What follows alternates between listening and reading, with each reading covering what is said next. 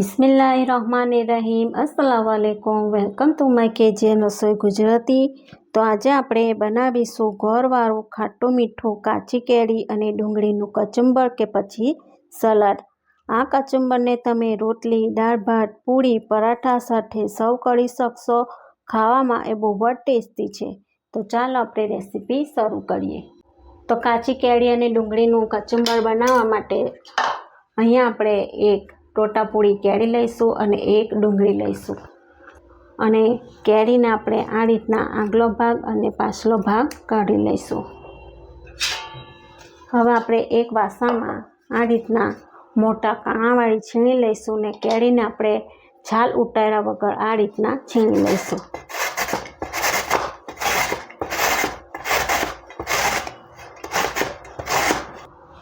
તો આ રીતના નૂડલ્સના જેમ લાંબી લાંબી ચિપ્સ પડે એ રીતના આપણે છીણી લઈશું. તો કેરી આપણી આ રીતના છીણાઈ ગઈ છે. તો હવે આપણે ડુંગળીને પણ એ જ રીતના છીણી લઈશું.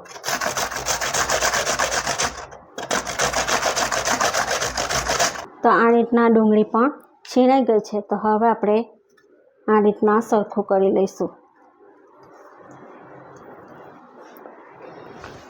ને હવે આપણે એમાં બધા મસાલા એડ કરીશું.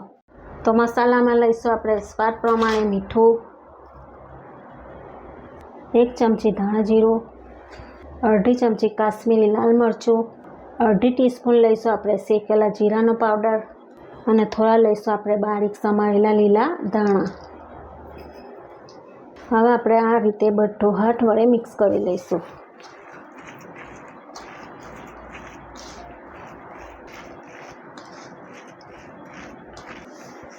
ને આ રીતના મિક્સ થઈ જાય પછી આપણે લઈશું 1 ચમચી જેટલો ગોળ ને ફરીથી આપણે એને આ રીતના મિક્સ કરી લઈશું. તો કેરી અહીંયા આપણી ખાટી હોય છે અને એમાં આપણે મરચું પણ એડ કર્યું છે અને આ રીતના થોડો ગોળ એડ કરીશું તો થોડો ચટપટો કચુંબરમાં ફ્લેવર આવશે.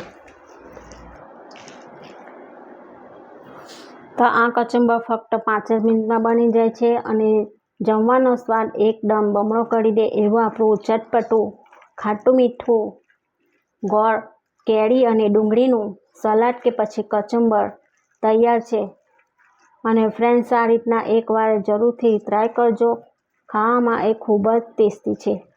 તો આ છે આપણી આજની રેસીપી તમને સારી લાગે તો મારા વિડીયોને લાઇક, શેર અને ચેનલને સબસ્ક્રાઈબ કરજો. ફરી મળીશું બીજી એક નવી રેસીપી સાથે. અલ્લાહ હાફિઝ.